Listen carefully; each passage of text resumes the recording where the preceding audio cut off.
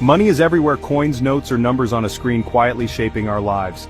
Every day we trade our time and skills for goods and services, rarely questioning what money really is. It connects people across the globe, making complex exchanges possible.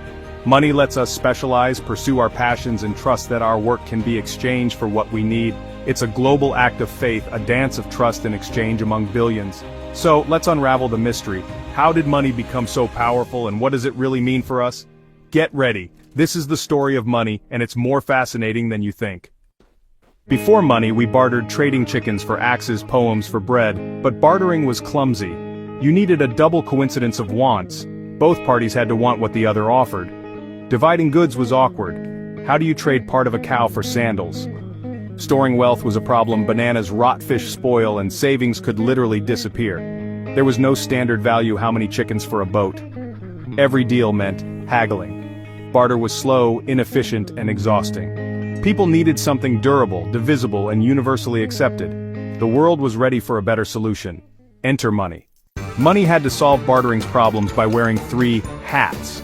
First, it's a medium of exchange. Everyone accepts it for goods and services. Second, it's a store of value. You can save it, and it won't rot away.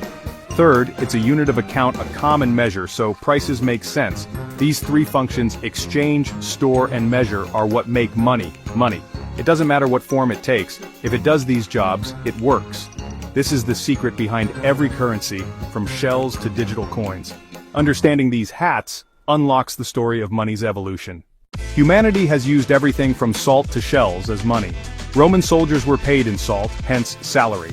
On Yap, giant stone discs served as currency, tracked by public memory. Cowrie shells, cocoa beans, and beaver pelts all played their part as commodity money, valuable in themselves. But these had flaws. Salt could spoil, shells were limited, beans could rot.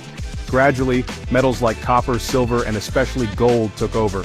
Metals were durable, portable, divisible, and scarce, ideal for money.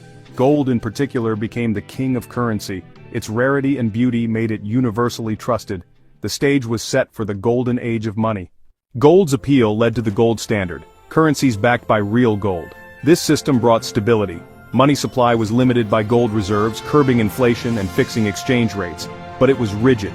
Economic growth was tied to gold discoveries, and crises could drain gold reserves, risking collapse.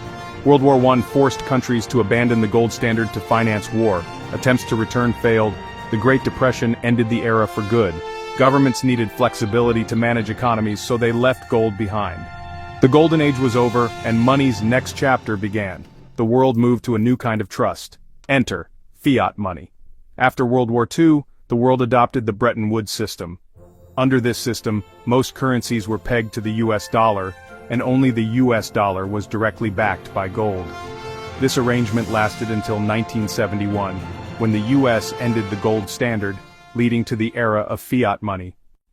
In 1971, the US ended the gold standard, but the Bretton Woods system faced growing problems.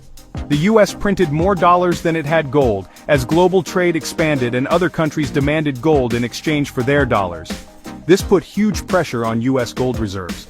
Eventually, the system became unsustainable, and in 1971, the US ended the dollar's convertibility to gold, bringing Bretton Woods to an end. Ushering in the age of fiat money, currency backed by nothing but trust. Fiat money works because we all agree it has value, enforced by governments and central banks. This system gives flexibility to manage economies, but it's vulnerable to inflation if trust is lost. History warns us, print too much, and money can become worthless. Today, we live in a world of digital payments and emerging cryptocurrencies like Bitcoin. Are we on the verge of another revolution in money? Will digital currencies replace government money, or are they just a modern curiosity? The future of money depends on what we choose to trust. The story isn't over. We're all part of writing the next chapter. Money's journey continues, shaping our world in ways we're only beginning to imagine. Before you go, what do you think about our current money system? Would you want to go back to gold? Let me know your thoughts in the comments below. If you enjoyed this video, hit that like button, subscribe for more, and share it with a friend. Thanks for watching, and I'll see you in the next video.